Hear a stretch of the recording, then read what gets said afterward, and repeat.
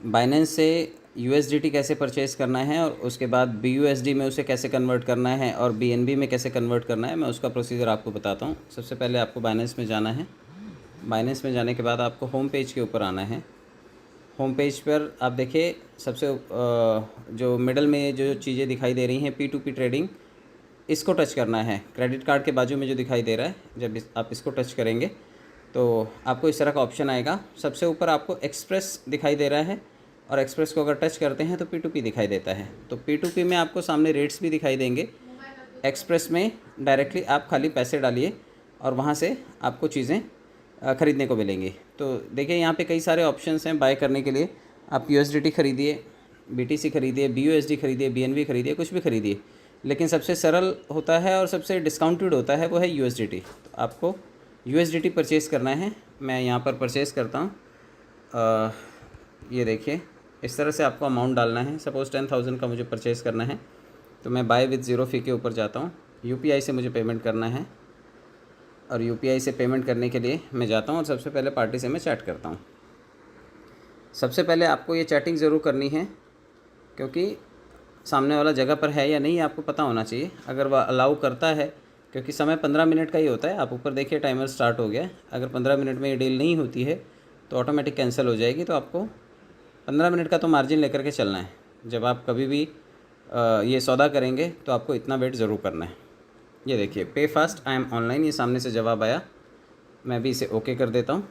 अब आपको कहीं और नहीं जाना है। इसी पेज के ऊपर मेक पेमेंट का ऑप्शन है, आपको ये क्लिक कर देना है। जैसे आप मेक पेमेंट को क्लिक करेंगे, आप देखिए यहाँ पर आपको उनका नाम आएगा, चंद्रप्पा नाम है इनका। तो मैं इनके UPI ID को कॉपी कर लेता हूँ। जो छोटा सा ब्लैक बॉक्स बना हुआ है UPI के आगे, आपको कॉपी कर लेना है। और अब ये पेज छोड़ना नहीं है, क्लोज़ नहीं करना है। बहुत लोग यहाँ से माइनस कर देते हैं पेज को। आपको ये हटाना नहीं है, तब तक नहीं हटाना है जब तक आपका डील हो नहीं जाता, वरना आपका फ़ंड अटक जाएगा। तो आपको ये सेंटर बटन जो सबसे नीचे मोबाइल में होता है, आपको उस मोबाइल के सेंटर बटन से आपको बाहर निकलना है। अब आपको जाना है गूगल पे या फ़ोनपे के ऊपर। तो मैं प्रेफर करूँगा फ़ोनपे के ऊपर जाना। फ़ोनपे के ऊपर जाने के बाद आपको इस तरह से पेमेंट ऑप्शन में जाना। आप देखिए स्कैन एनी QR कोड के नीचे पे टू UPI है। UPI का एक ऑप्शन है, आप इसको क्लिक कीजिए और यहाँ पर आपको पेमेंट करना है। इसमें से कुछ फीचर्स आपको नहीं दिखाई देंगी क्योंकि गूगल की पॉलिसी होती है। मैं ये पे कर देता हूँ।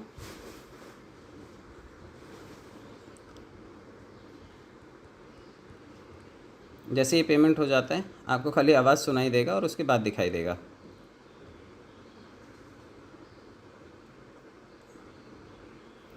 ये देखिए इस तरह से पेमेंट हो जाएगा।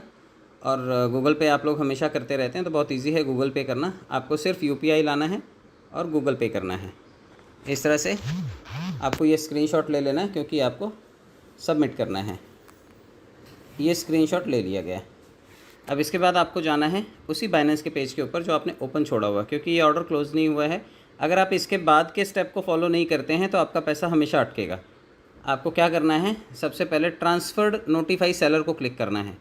पैसा पेमेंट करने के बाद सबसे पहला काम यही करना है कि आपको ट्रांसफर्ड नोटिफाई सेलर को क्लिक करना है। जब आप इसे क्लिक करेंगे तभी सामने वाले को ये कन्फर्मेशन मिलेगा कि आपने उसे पैसा भेज दिया है। अब उसे USDT रिलीज़ करना पड़ेगा या फ़ंड रिलीज़ करना पड़ेगा। इसके बाद ऊपर चैट में जाइए। चैट में जाने के बाद आप उसे लिखिए जो उसने पैसा आपने भेज दिया उसको बता दीजिए। आपको लिखना है पेड। आपने पेड कर दिया ये उसको बता दीजिए। और ये प्लस का छोटा सा साइन दिखाई दे रहा है, आपको इसको टच करना है और एल्बम में लेकर के जाएगा। ये एल्बम में जाइएगा और एल्बम में जाने के बाद आपने जो स्क्रीनशॉट लिया है वो आपको अटैच कर देना है।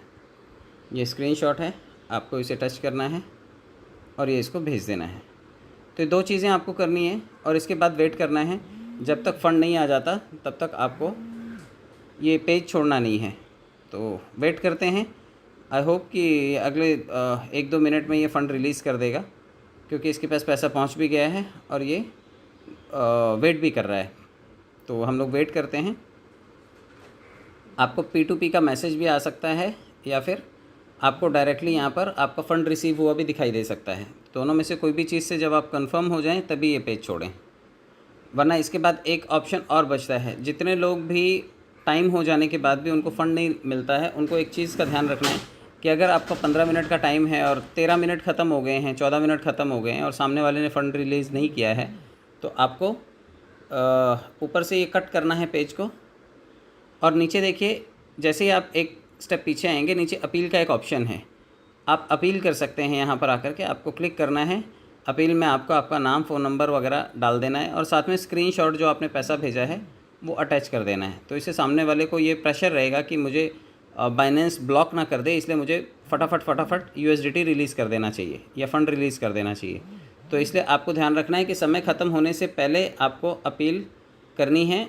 समय ख़त्म होने के बाद अपील करने का कोई बहुत ज़्यादा फ़ायदा नहीं होगा। तो आपको टाइमिंग का ध्यान रखना है। अगर 15 मिनट में से 13 मिनट ख़त्म हो गए हैं तो आप अपील के पास चले जाइए और अपील कर सकते हैं आप। तो इस चीज़ का आपको ध्यान रखना है। हम लोग वेट करते हैं इसके फ़ंड रिलीज़ करने का। मैं एक बार वापस से इंटीमेशन दे देता हूँ कि काइंडली रिलीज़।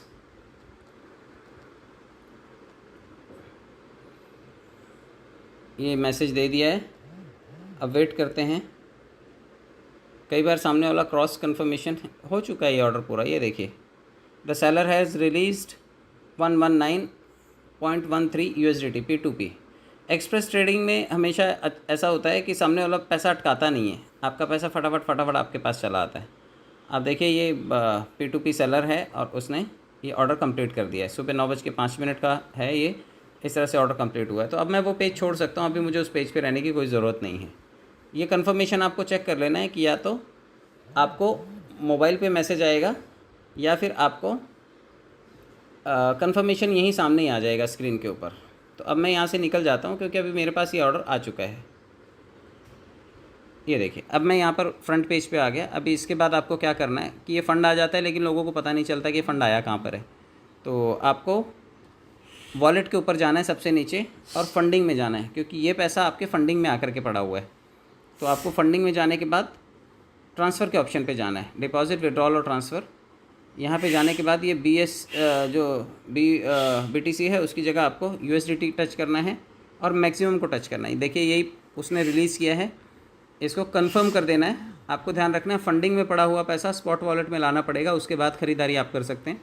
तो USDT लिया है हमने, मैक्सिमम कर दिया और नीचे से कंफर्म ट्रांसफ़र कर दिया। आप ये देखिए, अब ये फ़ंड हमारे मेन वॉलेट में आ चुका है। यहाँ पर आप देखिए ये $119 और मेरे पास थोड़ा बहुत पहले पड़ा था, तो ये $120 यहाँ पर दिखाई दे रहा है। तो ये आपको करना है। और इसके बाद जिन लोगों को भी ख़रीदना है BUSD ख़रीदना है, आपको नीचे मार्केट में जाना पड़ेगा। सबसे नीचे मार्केट में जाइए और सबसे ऊपर ऑप्शन है सर्च का, आप यहाँ सर्च करिए BUSD और आप BUSD ख़रीद सकते हैं यहाँ से। BUSD यहाँ से 5वें नंबर पर है। BUSD USDT का जोड़ीदार है। USDT इसलिए हमने ख़रीदा है क्योंकि USDT हर पेयर के साथ मैच हो जाता है, किसी भी कॉइन के साथ उसे अदला बदली कर सकते हैं।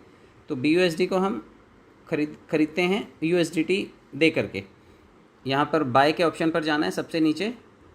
एक स्टेबल करेंसी है जो बहुत ज़्यादा ऊपर नीचे नहीं होती है, तो आप इसे ख़रीद सकते हैं। अब ये देखिए ऊपर लिमिट लगा हुआ है कि आप अपने भाव लगा दीजिए, लेकिन ये 1 पैसे ही ऊपर नीचे होता है, तो अपना भाव लगा के बहुत ज़्यादा बचत नहीं होगी। आप मार्केट में जाइए, मार्केट भाव से इसे बाय कर लीजिए। अब मैं 25% ही बाय करना चाहता हूँ।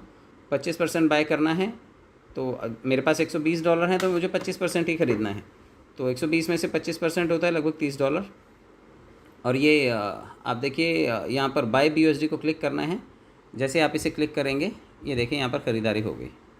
आप इसे रिफ़्रेश करके देखेंगे तो ये आपको ये देखिए BUSD यहाँ पर दिखाई देगा।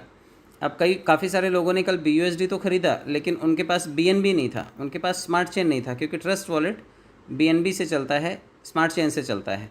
तो आपको BNB भी ख़रीदना है। तो जिसने USDT ख़रीदा है वो कोशिश करे कम से कम $10 का BNB ख़रीदे, क्योंकि यहाँ से ट्रांसफ़र नहीं होगा उससे कम।